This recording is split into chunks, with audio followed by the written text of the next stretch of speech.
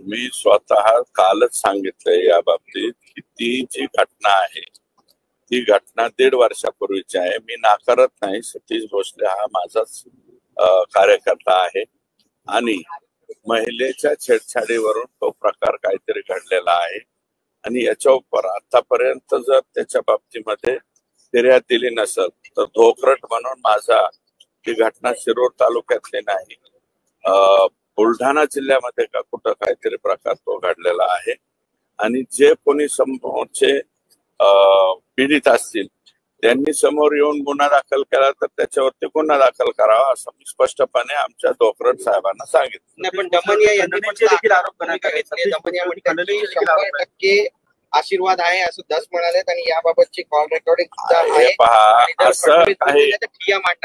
असं काही करायला कोणाचा आशीर्वाद वगैरे असतो का?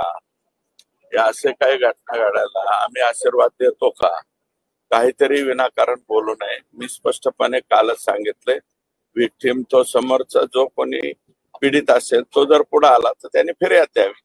भाजपचं फटके विमुक्त आघाडीचं युवा प्रदेश सहसंयोजक पक्ष आहे ते त्यांच्याकडे. आता हे मला माहिती नाही पद आहे का नाही, ते पद तपासावं लागेल.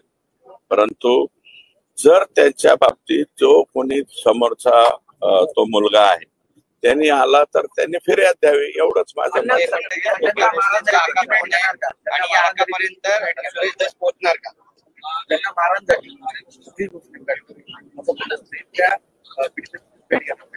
त्याची समर्थन मी केलेलं नाही. तो जर मी म्हणला तर त्याची मी भेट घेईन. मला काय भेट घ्यायला?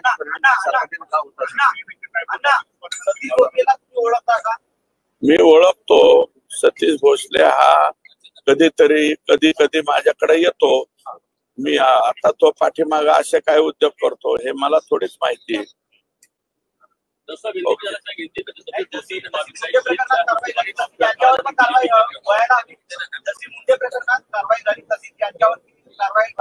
शंभर टक्के त्याच्यावर कारवाई झाली पाहिजे.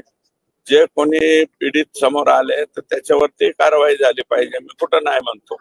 आणि महादेव मुंडेंच्या मिसेस मला वाटतं परत एकदा तिथं उपोषणाला बसल्यात. महादेव मुंडेच्या आरोपींचा सुद्धा लवकरात लवकर तपास झाला पाहिजे अशा प्रकारची माझी विनंती.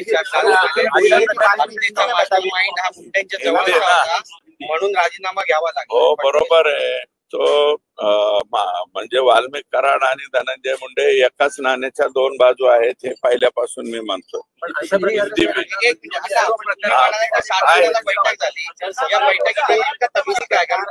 तसे कुठलेच पुरावे सीआयडीला सापडले नाही. आता मुख्यमंत्री बोलल्याच्या नंतर मी त्याच्यावरती काय बोलणार? डबल बोलणार नाही. हिंदी में काय जो सतीश भोसले जिसका फोटो वायरल हुआ है, मैंने कल मालूमात ली है, वो घटना 1.5 साल के पहले की है. फिर भी मैं ये कहना चाहता हूँ कि जिसको मारा है उस लड़के ने अगर फिरियाद दी तो आज की डेट में भी उसके खिलाफ फिरियाद होनी चाहिए और उसको कायदेशीर जो कार्रवाई है वो होनी चाहिए.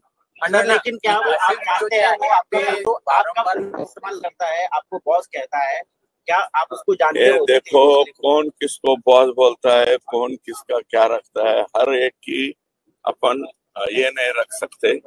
फिर भी मुझे अगर बॉस भी बोला है तो बॉस ही बोलता है ना, उसके ऊपर कार्रवाई होनी चाहिए. लेकिन क्या आप उसको जानते हैं, आपका कार्यकर्ता है? वो जानता हूँ मैं, कभी कभी मेरे पास आता है और मैं ये कहता हूँ कि अगर मैं भी उसका बॉस हुआ तो बॉस का ही कहना है कि उसके ऊपर उचित कार्रवाई होनी चाहिए. 1.5 वर्षापूर्वीची घटना आहे एवढं मात्र त्याच्यामध्ये मला माहिती आहे. बीड मधलं नाहीये ते प्रकरण. आमचं ऊस थोडीमुळे दाही दिशा लोक सगळीकडे आहेत. त्याच्यातून वेगवेगळ्या प्रकरणातून आणि महिलेच्या छेडीवरून आणि अगोदर खोटं सोनं देतो म्हणून काहीतरी घटना घडली असं माझी माहिती आहे.